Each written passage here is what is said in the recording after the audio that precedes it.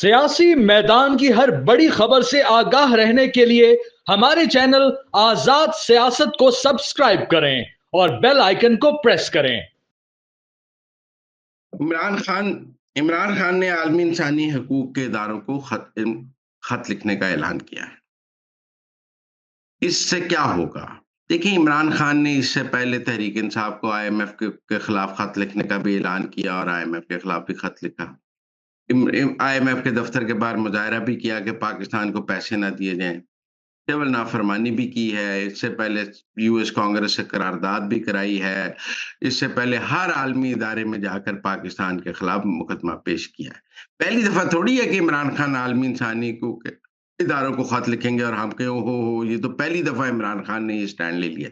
वो मुसलसल ये काम कर रहे हैं। जहां पाकिस्तान को जहां से कोई मुफाद मिल सकता है, जहां पाकिस्तान का कोई इंटरेस्ट है, वो जाकर पाकिस्तान का वो इंटरेस्ट रोकने की कोशिश करते हैं। पाकिस्तान को रेमिटेंसेस आ रही हैं, वो रेमिटेंसेस रोकने की कोशिश करते हैं। पाकिस्तान को आईएमएफ से पैसे मिल रहे हैं, वो आईएमएफ से पैसे रोकने की कोशिश करते हैं। पाकिस्तान का अमेरिका से मुफाद है, वो अमेरिका को पाकिस्तान के खिलाफ इस्तेमाल करने की कोशिश करते हैं। वो बरतानिया को पाकिस्तान के खिलाफ इस्तेमाल करने की कोशिश करते हैं। वो यूएन को पाकिस्तान के खिलाफ इस्तेमाल करने की कोशिश करते हैं। तो ऐसा कौन सा फोरम है जो इमरान खान ने अभी तक छोड़ा है जहां से पाकिस्तान के मफाद को नुकसान ना पहुंचाया जा सके? देखिए, उनकी लड़ाई हुकूमत से है, पाकिस्तान से तो नहीं।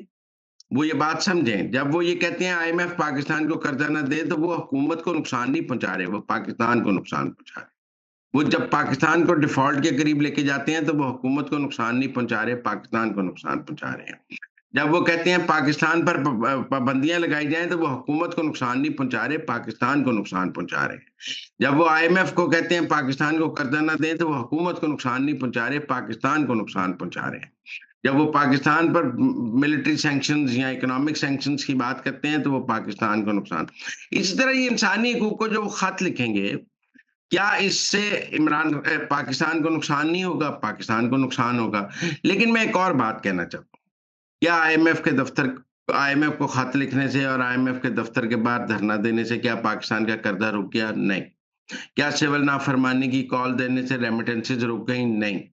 क्या यूएस कांग्रेस की करारदाद से इमरान खान की रिहाई हो गई? नहीं। क्या यूएन में दरखास्त देने से इमरान खान को कोई फायदा हुआ? नहीं। इन सब बातों का इमरान खान को नुकसान हुआ है और वो नुकसान इमरान खान को पाकिस्तान के अंदर सियासी तौर पे भी हो रहा है और कानूनी तौर पे भी हो रहा है। लिहाजा मैं समझता हूँ इसका भी इमरान खान को सियासी और कानूनी नुकसान दोनों होंगे।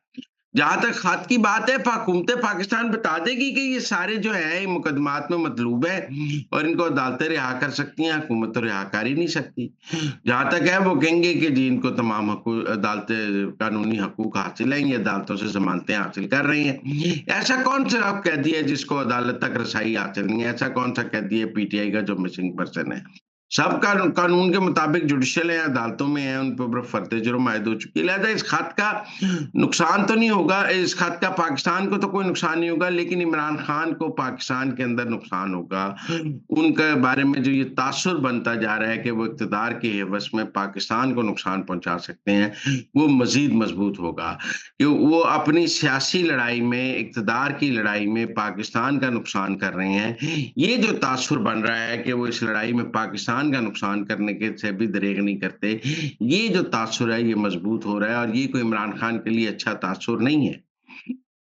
ये पाकिस्तान के स्टेक होल्डर्स जब उनको इस नज़र से देखते हैं कि वो सियासी लड़ाई को पाकिस्तान के खिलाफ इस्तेमाल करते हैं, तो वो जो है वो इमरान खान के लिए अच्छा नहीं है, वो इमरान खान के खिलाफ नेगेटिव है। पीटीआई ओवरसीज के कंधों पर बैठ के वो पाकिस्तान में खुद को मुश्किलात का शिकार कर रहे हैं कि उनके लिए आसानी पैदा नहीं होगी।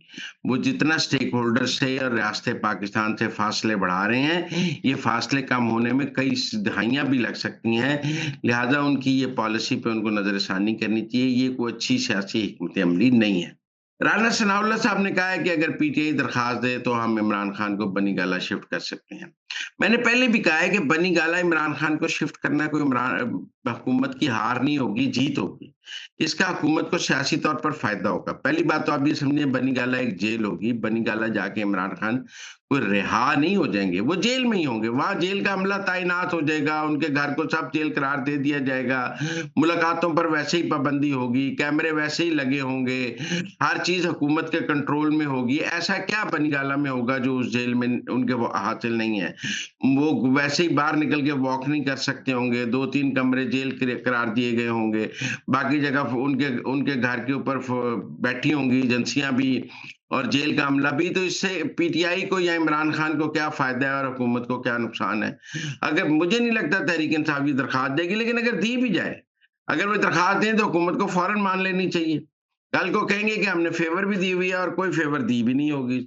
आराम से मेरा मतलब है कि जेल की जेल होगी, चाहे बनी गाला जेल हो, तो लिहाजा मेरे ख्याल में ये कोई पॉलिटिकल फेवर नहीं होगी। हुकूमत का सियासी मफाद होगा, हुकूमत को इसका फ़ायदा होगा।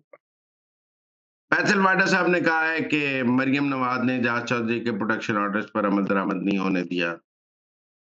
फैसल वाडा साहब की इस बयान को ना तहरीक इंसाफ मानेगी, ना हुकूमत मानेगी, ना एजाज चौधरी साहब को आप ये बताएँगे ना कि उनके प्रोटेक्शन ऑर्डर्स पर मरियम नवाज़ ने अमल दरामद नहीं होने दिया, तो एजाज चौधरी साहब भी हँस पड़ेंगे।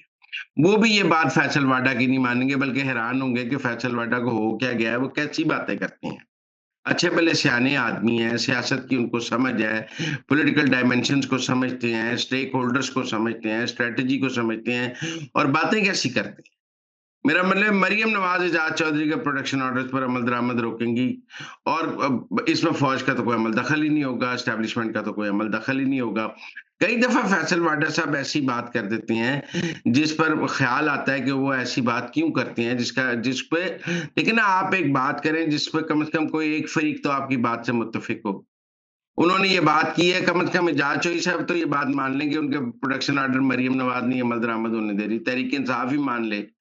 हुकूमत तो नहीं मानेगी, चलें हम मान लेते हैं, क्या वो ये बात मानेंगे? वो भी नहीं मानेंगे।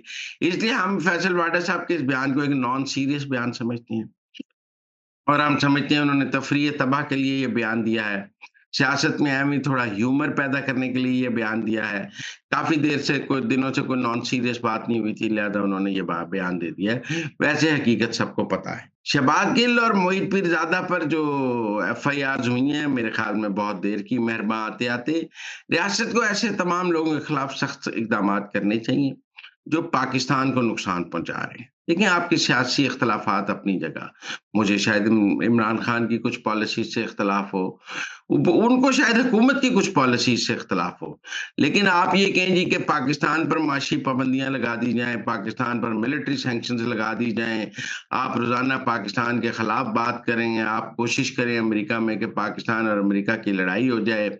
आप मेरा मतलब है कि आदिल राजा और हैदर मेहदी बन जाएँ, तो मेरा मतलब है इसकी इजाज़त नहीं दी जा सकती। जो भी आदिल राजा या हैदर मेहदी बनना चाहे तो उसके साथ आदिल राजा और हैदर मेहदी जैसा सलूक ही होना चाहिए और उसे आदिल राजा और हैदर मेहदी की नज़रों से ही देखा जाना चाहिए। मेरे ख़्याल में हमें आपस में सियासी इख्तिलाफ़ात रखते हुए पाकिस्तान के मफ़ाद को एक तरफ रखना चाहिए। आप ज़रूर अब सियासी इख्तिलाफ़ करें, आप हुकूमत पर तनकीद कर सकते हैं, लेकिन आप पाकिस्तान को नुकसान पहुँचाने की बात ना करें। और आप ऐसी बात ना करें जिससे रियासत पाकिस्तान को नुकसान हो। और मेरे ख़्याल में इनकी जो दोनों के वीलॉग्स हैं, फिर आपको झूठ भी नहीं फैलाना चाहिए। आप अपने सियासी मकासद के लिए झूठ का ना सहारा लें और एक हद से ज़्यादा ना बढ़ जाएँ। जब आप एक हद से आगे चले जाती हैं, तो फिर मेरा मतलब है कि चीज़ें मुश्किल हो जाती हैं। तो मेरे ख़्याल में कानून को हरकत में आना चाहिए। जब भी कानून टूटे, कानून को हरकत में आना चाहिए।